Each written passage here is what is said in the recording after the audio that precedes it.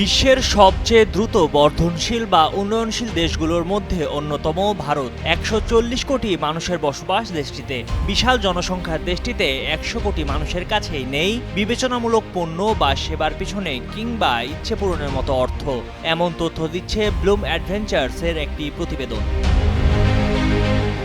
প্রতিবেদনে বলা হয়, ভারতের মাত্র ১৩ থেকে ১৪ কোটি মানুষই প্রয়োজনের থেকে বেশি কিছু খরচ করেন।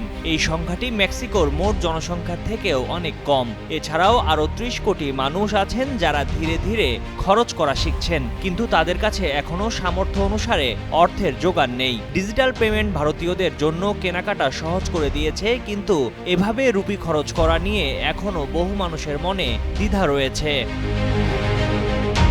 প্রতিবেদনে বলা হয়েছে, ভারতের ভোক্তা শ্রেণী সংখ্যায় বাড়ছে না, বরং যারা ধনী তারা আরও ধনী হচ্ছেন। ফলে বাজারের ধরন বদলে যাচ্ছে। সংস্থাগুলোও এখন সাধারণ জনগণের জন্য সাশ্রয়ী পণ্যের চেয়ে বিলাসবহুল ও উচ্চমানের পণ্য তৈরি করেই বেশি লাভ করছেন।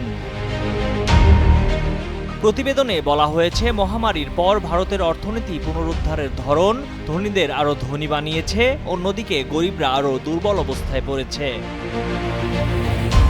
গত কয়েক দশক ধরেই ভারতের আয় বৈষম্য বাড়ছে। ১৯৯০ সালে শীর্ষ ১০% ভারতীয়র হাতে ছিল জাতীয় আয়ের ৩৪%, যা এখন ৫৭.৭% দাঁড়িয়েছে। অন্যদিকে নিম্ন আয়ের ৫০% মানুষের আয় জাতীয় আয়ের ২২.২% থেকে কমে ১৫% নেমেছে।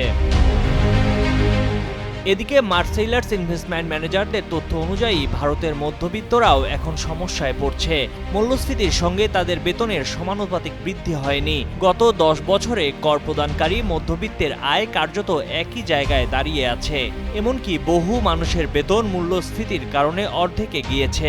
মধ্যবিত্তের সঞ্চয় গত ৫০ বছরের মধ্যে সর্বনিম্ন স্তরে এসে দাঁড়িয়েছে। ময়ূখ ইসলাম, কালের কণ্ঠ ডেস্ক।